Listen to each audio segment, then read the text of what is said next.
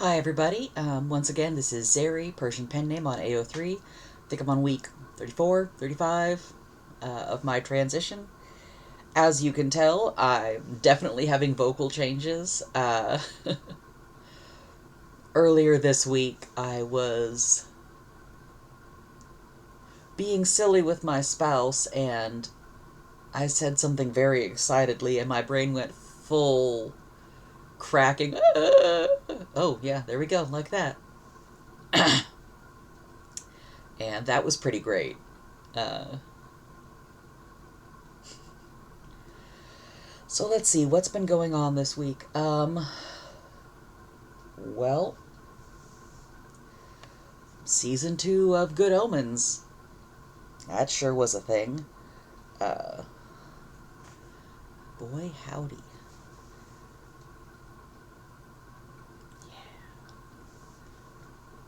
Yeah. Definitely not what I expected.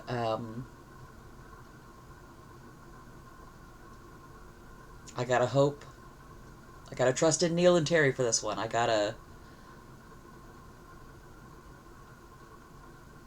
It was painful.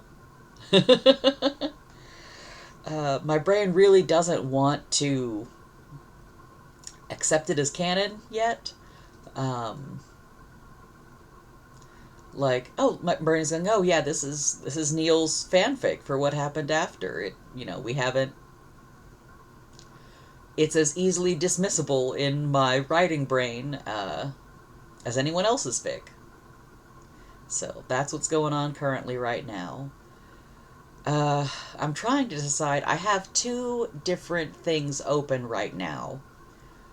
I'm trying to decide if I want to, in honor of the occasion, um, go ahead and read a Good Omens fic for this week.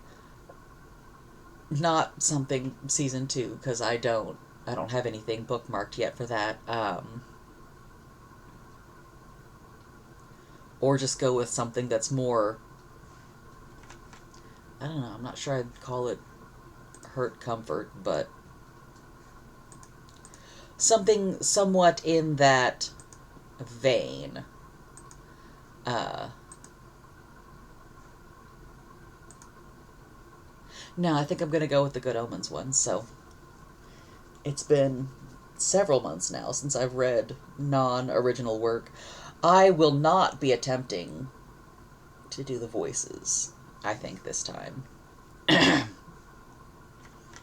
give me 1 second. There we go. Yeah, I just had to go get me something to drink.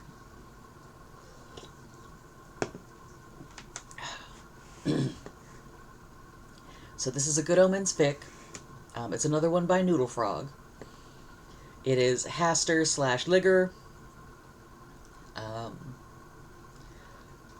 It's called A Funny Old World. I do like one of the things that they mention in the notes is that it's a screechy, off-key rendition of I'm Gonna Be 500 Miles, played on a kazoo. So, I like that very much. There we go. Alright.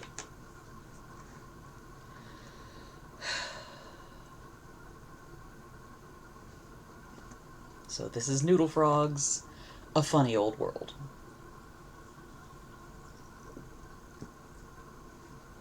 Demons couldn't love. They lost the capacity for it when they fell, when her love inside them lit up like an accelerant and cored them out until they were hollow, gutted. Until they were ruins of the angels they'd once been, like the charred skeletons of houses that had burned down to the frame.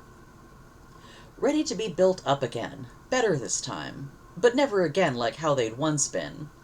Always with that scent of smoke inside the walls. Haster, as a demon, could not love.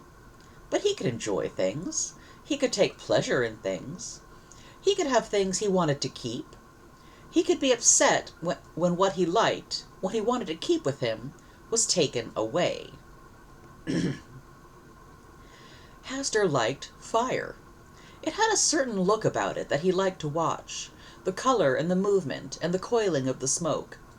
If he was feeling sentimental, which was rare, he'd call it beautiful. Most of the time he called it fun.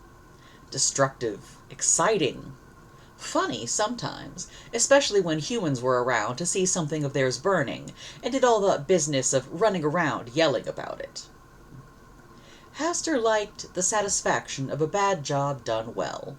He took pride in seeing a temptation come together after decades of work, of finally watching what had once been a devout and heaven-bound soul crumble and break and fall to damnation. He liked watching a human he'd been working on finally start to do evil because they wanted to, because it was fun. When they finally took what Hastur had been whispering in their ear for 10, 20 years to heart, and hurt somebody. Hastur liked Ligger as much as he could like any fellow demon. Ligger was competent at the temptations he performed, and had a similar kind of eye for the artistry of a long con that Hastur could appreciate. He was cunning, ruthless, vicious, a right proper menace, excellent lurker, knew how to bide his time and plot and scheme with the best of them. He was the kind of demon that really put his back into it when he needed to do something. The kind of demon you wanted to hang around if you had an eye for promotion. The kind of demon who was better to work with than against. One you could pull off even bigger schemes with than when you worked alone. Respect was an all-right thing for a demon to feel. The lower downs, Satan and Beelzebub and all them, they certainly demanded it. He could respect Ligger for what he was, an evil bastard who he didn't hate being around. When he was feeling sentimental, which was rare, he would think of him as beautiful too. It didn't mean anything that he noticed that either, Hastur thought. He had eyes. Ligger's form was built to blend in with the humans, more or less, and to look attractive doing it. Luck of the draw, he supposed, him getting that jawline paired with those cheekbones. And the parts of him that didn't look human were striking. Hastur was naturally going to like the whole massive animal sat atop one's head look, after all. It was fun to watch the colors change, too, and his eyes usually matched whatever the chameleon did. Hastur liked fun. Between all the waiting around and all the forms they had to fill out, it was easy sometimes to get bored in hell. Even the torture got dull sometimes. But looking at Ligger was never boring. The color changing had other advantages, too. You always knew where you stood with a demon like Ligger. Not that deceit and treachery were things Hastur frowned on. No, he frowned on those things as much as he frowned on most of the other things he liked. Could be a bit annoying sometimes, though, from other demons who acted like they were better than you because they were slick. But with Hastur, there was a sort of plain dealing he could appreciate. The rules were simple and easy to understand. See his eyes, or that big fuck-off chameleon on his head, either one, turn red, and you knew to keep all of your limbs out of biting range. Anyone who didn't and got bit, well, that was hardly Ligger's problem, was it? He'd offered a head start by way of warning coloration. More than fair, really. It made him almost easy to get along with, as far as demons went.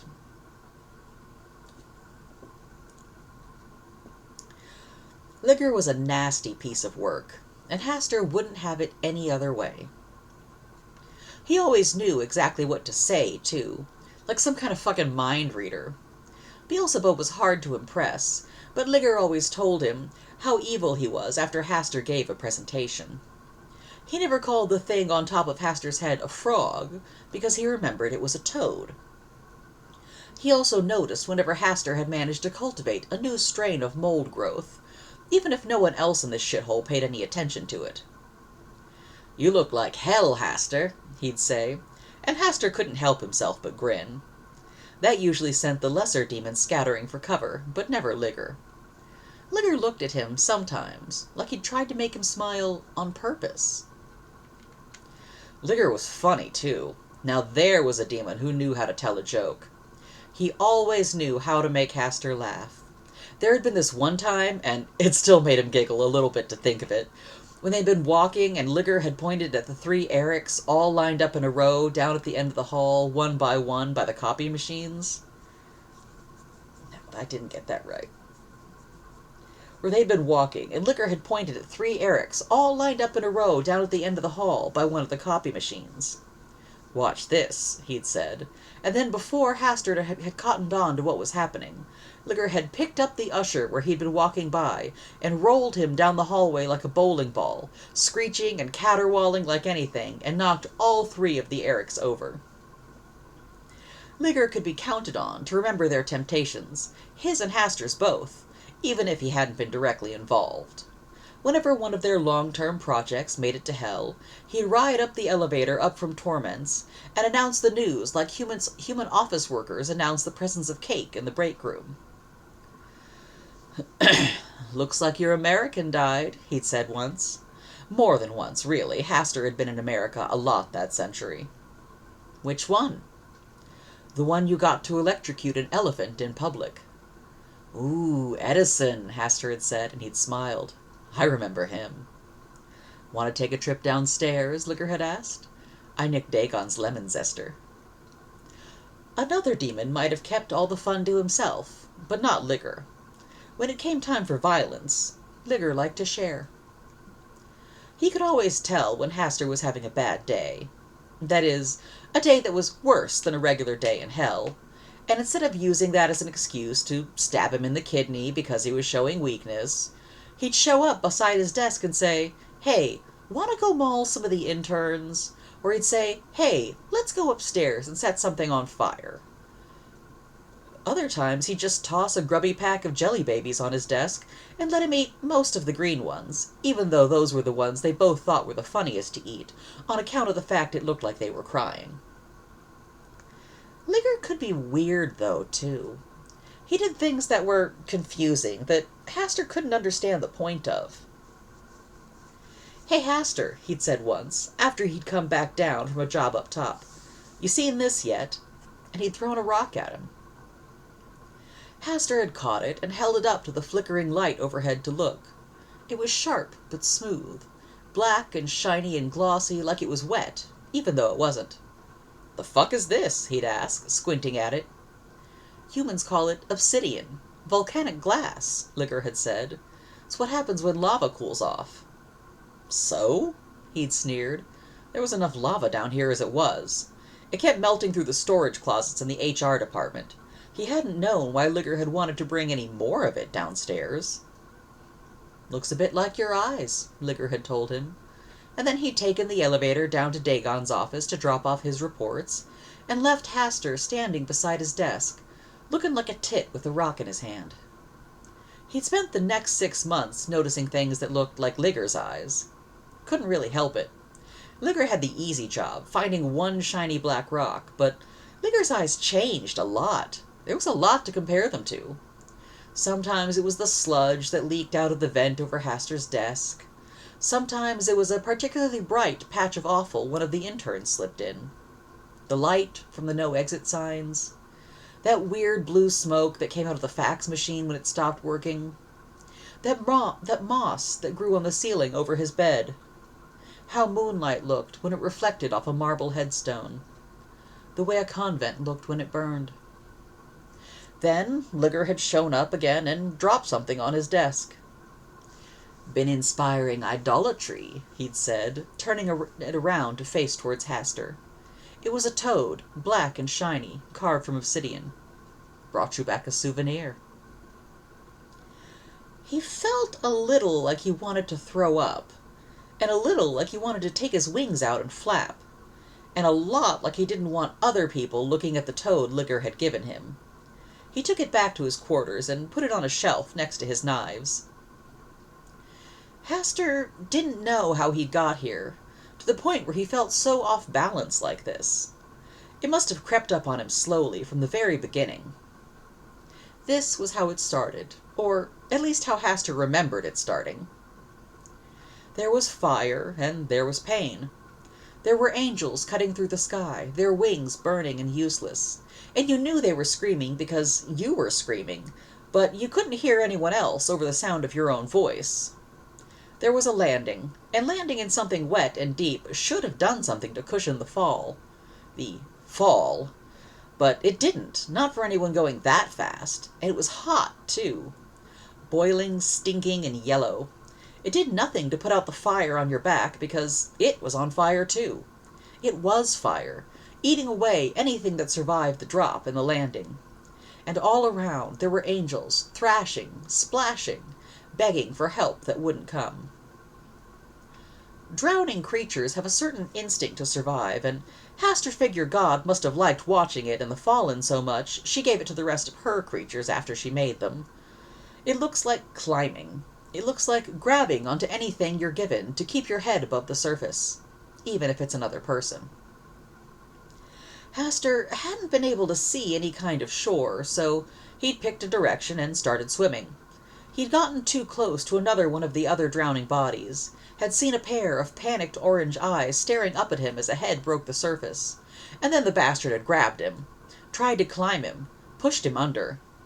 None of them could die, though, not from this, and even though he'd felt like he'd swallowed half the lake, Hastur didn't die. Even still, no matter how hard he tried to kick his way free, he couldn't shove the other angel off of him. The corporation he'd been given had long, strong legs and was built for swimming.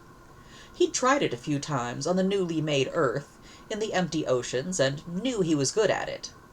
Somehow he'd been able to tow them both to land, up onto a rocky shore, two pairs of wings dragging on the ground behind them, weighed down with dead feathers, sulfur, and ash. Their forms had changed in the fall, grown scales and claws and fangs, and they'd used them there, taking out all the anger and fear and pain they couldn't direct back up at heaven, out on each other until they were too tired to do more than lay there. And then, later, they'd helped clean all that shit out of each other's wings. After all, they were on the same side. No sense in squabbling more than they had to, or in wallowing. There was work to be done. Lucifer, Satan he was calling himself now, was waiting to give out new names and titles and assignments, and you didn't become a Duke of Hell by sitting on your ass whining about Mummy tossing you out. That was how it started. That was how Hastur had met Ligger. At least, that's how Hastur remembered meeting Ligger. They might have known one another before. It was hard to tell for sure. His memories had scrambled a bit with the landing. But it didn't matter, really, what happened before. They wouldn't have been themselves yet. He wouldn't have met Ligger, just another twat with a halo. And of course, Hastur knew how it had ended, too. Couldn't forget if he tried. He lived in hell full time, grew mildew in his cloak for fun, took humans and lesser demons apart for fun. But there was nothing fun about the smell, the sound of that holy water as it had dumped down on top of Ligger. Melted him. Burned him down to nothing like hellfire couldn't, like boiling sulfire couldn't, like God herself couldn't. He'd screamed. He'd screamed because that was all he could do. Screamed because Ligger was gone, dead. They discorporate each other more than once, sure, but never like this, never forever. He screamed because that flash bastard Crowley was pointing holy water at him, telling him he was next, and he didn't want to die. Even after he'd figured out the lie of it, had blown the bottle up and called Crowley's bluff, he'd listened to him. Held back from tearing him limb from limb, waited as Mr. Slick called the Dark Council, waited to hear the result of this test, because he wanted for this to have been a mistake. Not real. Wanted Ligger to step around and slap him on the shoulder and tell him it was all part of some plan bigger than the two of them. In hindsight, as he'd sat, trapped in the trader's ansophone, listening to the sounds of someone's irritating voice on loop, Hastur reflected on the fact that deceit and treachery were traits he didn't much care for and probably should have frowned on more often. He spent the rest of the time in the ansophone pointedly not thinking of Ligger, and instead imagining all the things he would do to Crowley once he got out. He killed a whole room of telemarketers when he got out, just because he could, just because he wanted someone to hurt, but it wasn't enough. By the time he made it to the passenger seat of Crowley's stupid car, he'd had a whole speech planned out. It was going to start with ripping Crowley's stupid glasses off his face, and end with ripping off his stupid arms. Liger would have liked to have been there for that. Ripping off people's arms was one of his favorite things to do. He'd only gotten as far as step one of his plan when Crowley, that mad bastard, had driven right into the flames in front of them. Once he'd finished burning to a crisp, Hastur found himself back in hell, and having to elbow, and claw, and bite his way to the front of the discorporation queue like some kind of a slime and maggot-based torpedo.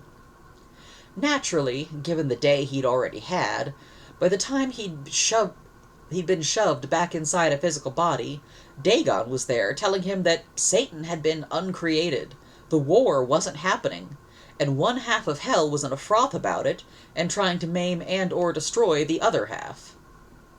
He looked out the office window just in time to see one of the Erics picking up another Eric to beat one of the incubi, and all he'd wanted to do was laugh.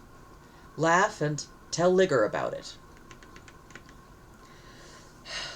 It took all night to get hell back under control, and they could all tell that it wouldn't last for long if something didn't happen soon.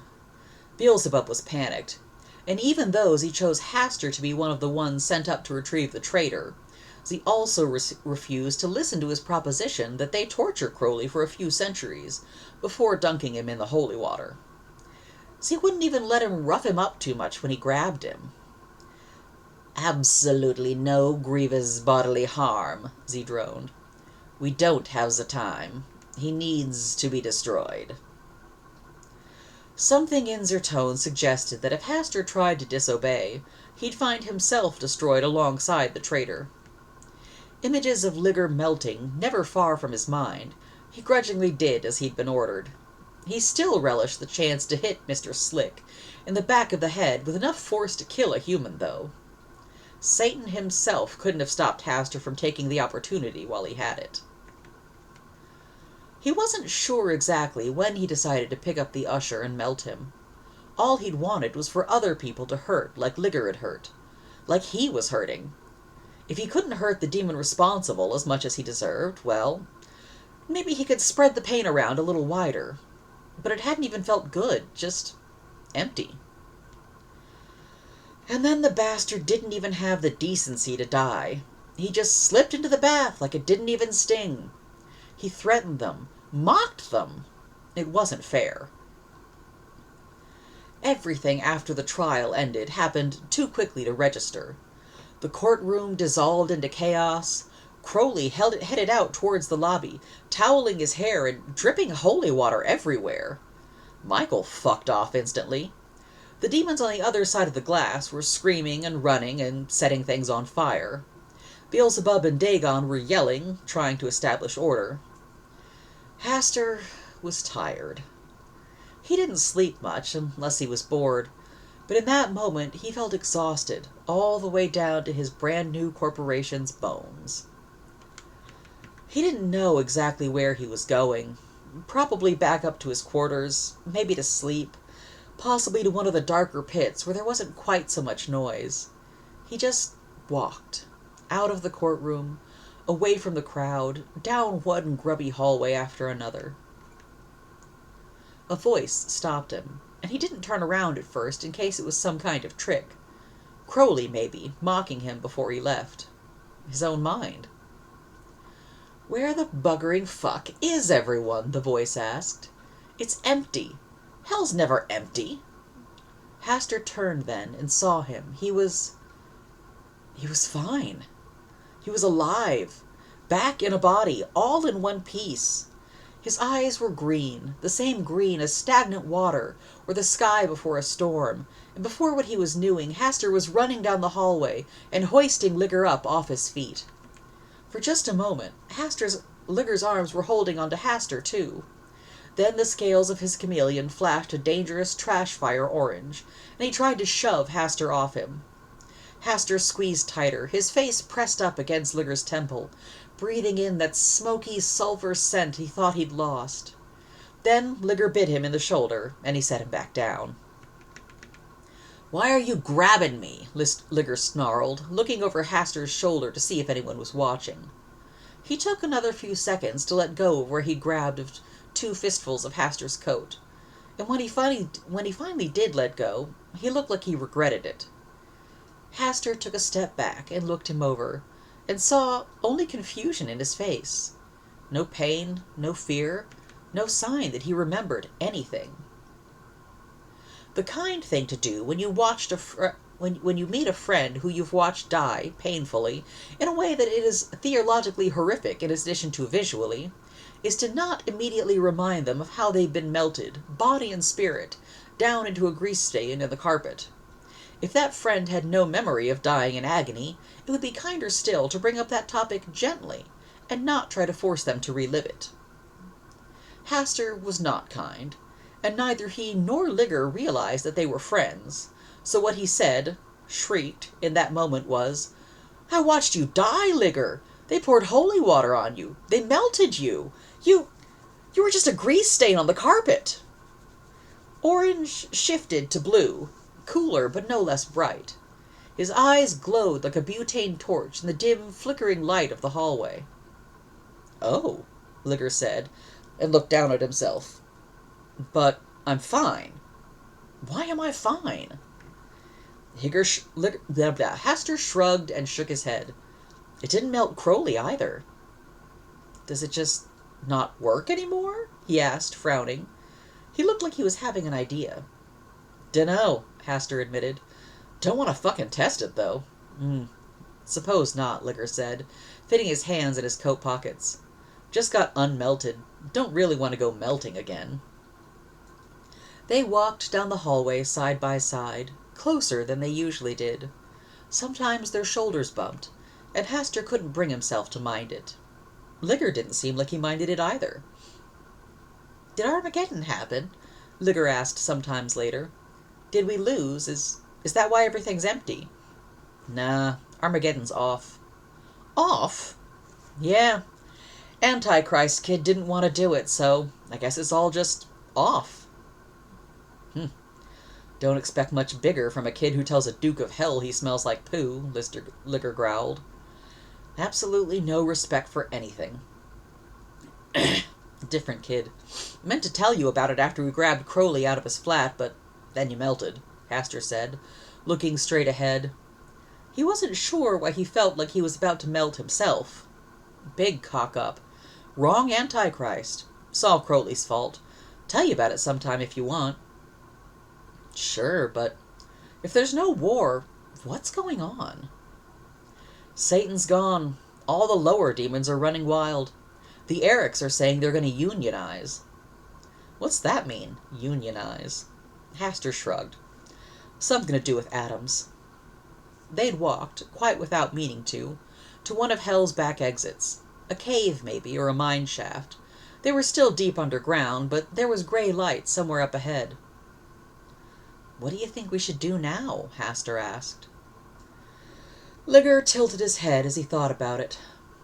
"Think I still have half a pack of cigarettes in my pocket." "That works," he said. Haster took the cigarette he was offered and set his hand on fire to light it. Liger looked right past the blaze of hellfire and lit his own off the cherry tip of the cigarette between Haster's lips. And this time Haster gave in to that strange lurching feeling behind his ribs that told him to take his wings out. He knew Liger was giving him some kind of look, but Haster just stared straight on ahead. New corporation. Wanted to give him a stretch. The other demon gave some quiet hum of agreement, and there was a rustle of feathers beside him. Liger bumped his shoulder again, this time on purpose, and their primaries brushed together. Haster bumped his shoulder back. They didn't talk. Neither of them knew quite what to say. In the end, not much changed. They were both still demons, and both still could not love.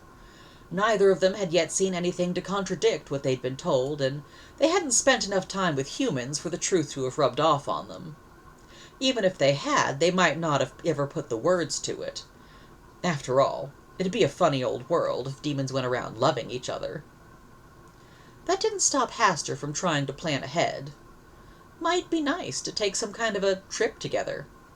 Plan a little mayhem for Plan in a little mayhem for Ligger, some arson for himself. Find wherever it is that the humans make those jelly bellies, and give Ligger all the green ones he can eat. Find some kind of a rock the color of his wings, red and yellow and blue, beautiful like him, and make someone carve it into the shape of a chameleon.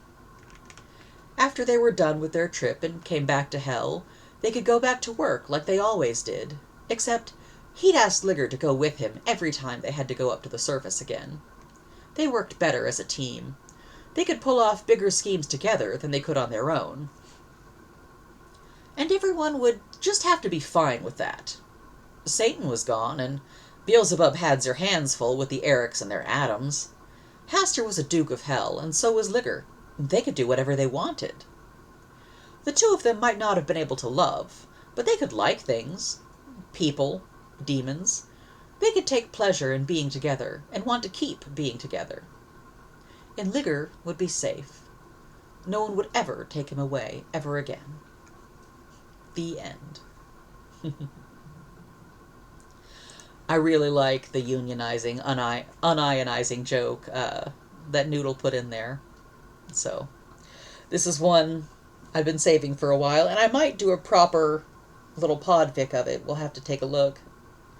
I don't know, I haven't decided if it's better to try podficking things after my voice is settled, or, I mean, it's not like I have another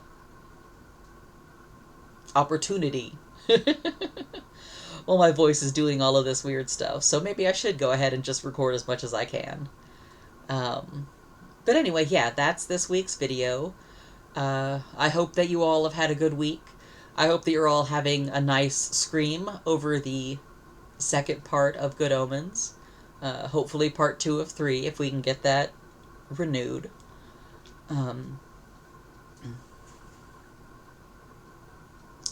Honestly, yeah, next week is going to be fun. Spouse and my mother-in-law are going to be taking a trip to go and visit some other parts of his family. I'll be staying home because I work and we have a dog and cats, so like they'll be gone for a whole week, so I'll be staying home with the pets. And honestly, I don't want to go. He gets to go have a week solid with his mom, and I don't have to. So that's a thing. But yeah, so that's this week's video. Everybody have fun, be good, make good trouble, and I'll see you all next week.